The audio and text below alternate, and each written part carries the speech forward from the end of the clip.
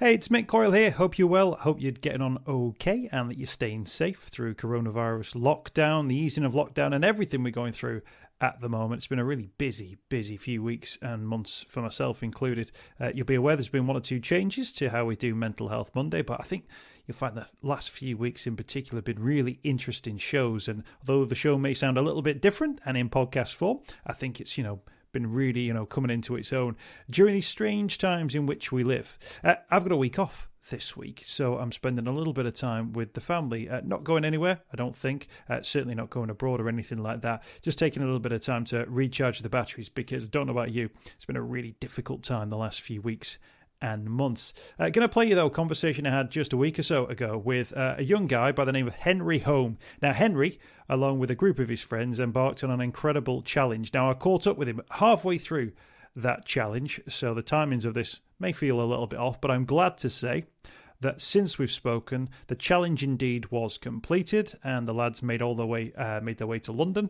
And a huge congratulations to them for their achievements and the incredible amount of money that they've raised, more than £100,000 for a wonderful charity called James's Place. So Henry's story, and it indeed is a story in its own right, is the focus of this week's edition of Mental Health Monday. Mental Health Monday with Mick Coyle. Tackling the stigma. Okay, what a brilliant guest to have a chat with right now. He's a man who, along with his friends, is embarking on an incredible challenge, and he's made a stopover, as we'll hear in the background, to have a chat with us now. The World Run. What a challenge for Henry Holme, who joins us on the programme. Henry, how are you? How are you getting on? Yeah, good, thanks, Mick. A touch tired, which will happen after 5 days of running, but no, in good spirits, which is nice.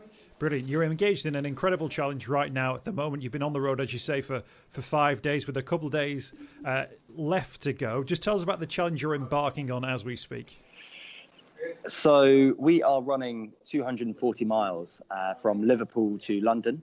So we're averaging about 30 miles a day at the moment, and it's going to take us 8 days. And the reason why we're doing this is because, we're doing it to raise awareness for men's mental health. So myself, along with 3 other runners, we're a very close group of friends, but we've been able to help each other through challenging moments in our lives when we've needed the support of our friends. And we'd just like to be able to encourage other young men to be able to either have the confidence to reach out to their friends or be able to support their friends to come and speak to them if needed about difficult issues. You're running with Andrew, with Conor and Chris as well. Is everybody doing okay? Is everybody keeping up? Is anyone dragging you back? Is anyone racing too far in front? No, we're timing it quite well. So we're probably running along at about a 10 to 11 minute mile pace. Chris had a couple of injuries early on, so he's had pretty tight legs, and he had to actually do a small shift on a bike. So we had a Brompton in the back of our support vehicle, so he's adopted that for a couple of days. But great to see him running / walking again this afternoon to do the last few miles on his own 2 feet, which is great. I'm not sure if there's a record or if anyone's ever tried it before, but just explain what it was that you were going to do, because Liverpool to London's the challenge. You were going to, in a pre-lockdown, pre-COVID world, going to take on something which was frankly astonishing. Just tell us about the 6-6 challenge. Yeah, so the original plan was actually to do 6 marathons in 6 days on 6 continents. And the reason why we wanted to do such a large kind of global challenge was really to be able to create the platform to have conversations like this, to be able to engage with friends, family and colleagues and anyone that we came through in our walk of life, to be able to engage around men's mental health and talk about depression and suicide, which is the unfortunate result of depression when it's unaddressed and untreated. But pre-COVID, that was the original plan. Now, this kind of post-COVID world that we live in, we've had to adjust and overcome, and we still wanted to make the most of the training that we'd done and the amount that we'd raised. So we're just over halfway through, and we've spoken about it a little bit actually. And this kind of new challenge has been really it's been hard, but it's been really enjoyable at the same time for the 4 of us and our support crew to be able to help each other through it. And I think it's much more relatable for everyone that's been watching and following us on Instagram and on Twitter to be able to relate to where we are and how far we're going each day. To be able to say that we're past Birmingham now is a great feeling. Yeah, absolutely. I called it the 6-6 challenge. It's actually the 666 challenge, isn't it? That might Yeah, be. I don't know if that's the most successful brand you could ever go for as well, but maybe that's for another day. You're in Liverpool to London now. James's Place is the organisation you're fundraising for as well. Now, I've been following your VirginMoneyGiving.com site for this one. People can go on and type in "The World Run." Just tell us how much you've raised so far, because this is an astonishing amount of cash. Yeah, we had a really big morale boost waking up this morning and realising that we were over the £100,000 mark, which was it touched all of us. All felt pretty emotional having crossed that barrier, and it's incredible to still see donations trickling in. You know, it doesn't have to be in the £100 mark, which has been amazing for some people that have given that generously. You know, £5 from friends. It's, you know, it could be a round of drinks in the pub next time you go. It all makes a difference, and it helps James's Place, which is a fantastic charity, to open up their new centre. So I'll just touch a little bit on the background of the route and why we chose it as an alternative. The original James's Place Centre is based in Liverpool, and they opened it there in 2018. And our fundraising is all supporting the opening of a new centre in London. So they're working out where exactly that's going to be, likely East London. But we wanted to connect the two, and hopefully we'll be able to do that with all the fundraising that's been coming through to help open that new centre as well. No, absolutely, and it's genuinely life-saving work that goes on at James's Place. It's brilliant and fantastic that it's in Liverpool, but actually, absolutely, if that can be shared and that expertise can exist in London and then in Edinburgh and in Glasgow and in Newcastle and in all of those places as well, absolutely, it'll make a huge difference to people's lives. Henry, are you okay to sort of explain why you're so passionate about mental health? Because, you know, everyone's got their own journey, and of course, you've had your own difficult circumstances to deal with.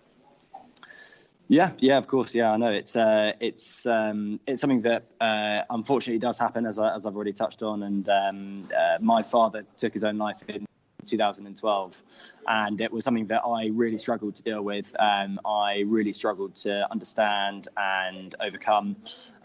There have been numerous ways I've tried to deal with it, but by far and beyond everything else, getting outside, going for a walk, going for a run, being able to clear my head. Speaking to my friends who I'm doing this with at the moment, they've really helped me and pulled me through some dark moments. But it really is. It's something that's very difficult to explain, but it touches everyone. And most people have had the blues. They felt down. But to really be in a position where you are so depressed that you're considering taking your own life, it's a scary place to be. And really, for us, one of the motivating things that keeps us going each day is knowing that, you know, there's an element of challenge, of difficulty involved with this challenge, but the trauma that people who are considering taking their own life deal with in those moments is just, you know, what we're doing is incomparable to that. So we really have that, you know, we've got to put one foot in front of the other to kind of get through each day. And I think that's something that can really put suicide in perspective, which is a difficult topic for a lot of people to talk about. Absolutely, and everybody's journey and everybody's experience and the way that they touch on, you know, different aspects of mental health is different. But what a credit to yourself, you know, and to the family as well, that you've thought, you know what, we've had this experience, I'm going to try and do something positive, knowing that the work that James's Place does will in the future save many, I believe, thousands of lives, and it'll do so through fundraising events. So you've paid that forward. You're absolutely sort of being part of that journey as well. Yeah. Thank you very much for saying so. It's ever since I was first introduced to James's Place by a friend of mine, when I floated the idea of wanting to do a big challenge to kind of raise awareness for men's mental health. As soon as I met the charity, and it was Harry Wetmore Stanley, actually, the synergy was there from the start, and to be able to talk to people that understood and had such awareness and understanding for the work that's needed to support men that struggle with suicide is fantastic. And it's, you know, it affects everyone, men, women, whatever, you know, wherever you live, whatever nationality you are. However, it is scary to know that it affects men much more than it does any others, and the suicide rates are much higher in men. It's 75% of all suicides are male. So we're really trying to tackle the problem head on, and hope that we can really introduce a little bit of change and support and encourage others to seek help if they need it. Absolutely. James's Place doing wonderful work in Liverpool. If people type in James's Place Liverpool into any search engine, you'll get all the details, but also James's Place London to come as well. Looking forward to hearing some more about the incredible work there. Now, depending on when people catch up on listening to this one, Henry, you're in the middle of things at the moment. So what's coming tomorrow for you? Give us destinations, give us times. How are things set up for you? Crikey. Oh, crikey. We haven't. We're actually just about to do the briefing, so it might be a bit loose on things. But where are we? So we've done day 5. We're going into day 6. I think that's going to take us down to Milton Keynes. Day 7 is then Milton Keynes into Watford, and day 8 is Watford round into London. So yeah, we'll be finishing around Milton Keynes tomorrow. That'll be another 30 miles through. And then penultimate day, we've got the confidence in knowing that it's only one more night in the campsite. And then the final day, it's the home stretch. So, we've got a few ways just to break it down into bite-sized pieces without thinking too much about the 90 miles that we've got coming our way. A Thursday night in Milton Keynes and a Friday night in Watford. What an incredible couple of days you've got coming up. You'll see some incredible sights as well. Let's mention virginmoneygiving.com. If you type in the World Run, I think is the best thing to do for people to do to get the connections. I'll put a link on the bottom of this social posting as well, and a link on the podcast for people who are listening directly as well. People can donate. Henry, an absolute pleasure. Henry Holme, thank you for coming on the programme. Best of luck as well to Andrew, to Conor and to Chris as well. And I hope the Brompton survives the journey as well. Thank you so much for your time, and good luck with the rest of the trip. Brilliant. Thanks, Mick. Much appreciated. I hope you've enjoyed this week's podcast. Thanks for checking out Mental Health Monday. My name is Mick Coyle. You can find me on Twitter at Mr. Mick Coyle. You can also find me, Mick Coyle, on Facebook as well. Don't forget, if you want to speak to somebody about your mental health, you can do so. The Samaritans, free to call on 116 123. You can find mental health services where you are. Just look for the Hub of Hope. Type in your postcode. It'll find those mental health services close to you. And for support in a crisis, you can text SHOUT to 85258. That's if you're experiencing a personal crisis, you're unable to cope and need support. Shout to 85258. That's a text line. Do get involved in those services. In an absolute emergency, always remember the number to call is 999. Thanks for downloading the podcast this week. We'll be back next week with more Mental Health Monday.